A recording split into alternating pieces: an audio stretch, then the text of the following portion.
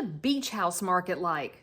Well, I'm Leigh Brown. I don't work at the beach. However, I do have 2 beach houses, and the perspective I want to share with you today about working the second home and resort market is from the consumer who uses second home and resort properties and who owns them.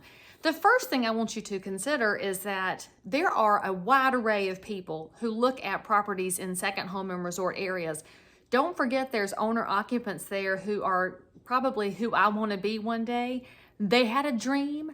They left behind the regular life and went to live the resort life full-time. I'm a little bit away from that, so it's not me yet, but there are full-time people at beaches and mountains and in resort areas. The second thing you want to consider is what are the needs of the person who already owns a property there? Well, as somebody who's 3 hours away from a beach house, I want to know that somebody's there who can lay eyes on a property on occasion. So if you're looking to break into a market, maybe you do some drive-bys on properties and look for things like a shutter that's coming loose or some trash that's piled up on the curb. Take a little photo with your cell phone. Mail it to that person's physical address, which is usually located in the tax records, or you could call your title rep for it and let them know you've spotted it and that you would be delighted to help them solve it. Don't just be the person that says, you need to fix this, because that's what HOAs are for. You be the person that says, I can help you take care of this knowing you're not there. And in fact, I think about this in relation to the North Carolina coast, which, of course I have an affinity for because that's my home turf. Last time there was a hurricane that came through, our Facebook group of beach property owners was blowing up with people trying to help each other. The full-time residents and the ones who were on the island were offering to pull cars and golf carts out of properties because you might not know this, like I had to learn it too. A battery can explode in salt water, which is how some of these houses burn to the ground after a hurricane, which seems very odd. But it was the local realtors and the local vendors who really stepped in to provide solutions before it was necessary.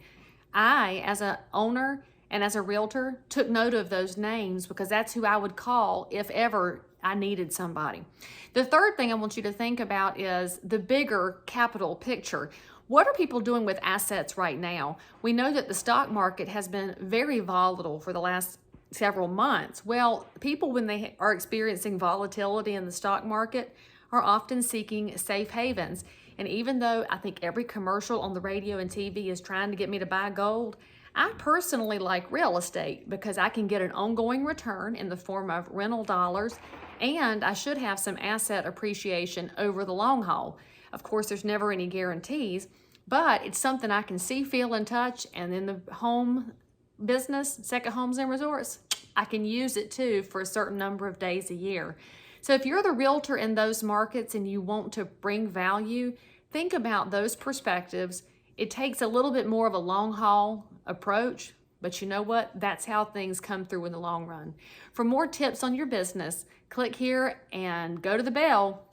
And if there's something you need me to answer for you, submit it, and I'll make you the subject of one of my Monday Motivators. Until then, go have an amazing week, and I'll see you back here on Monday.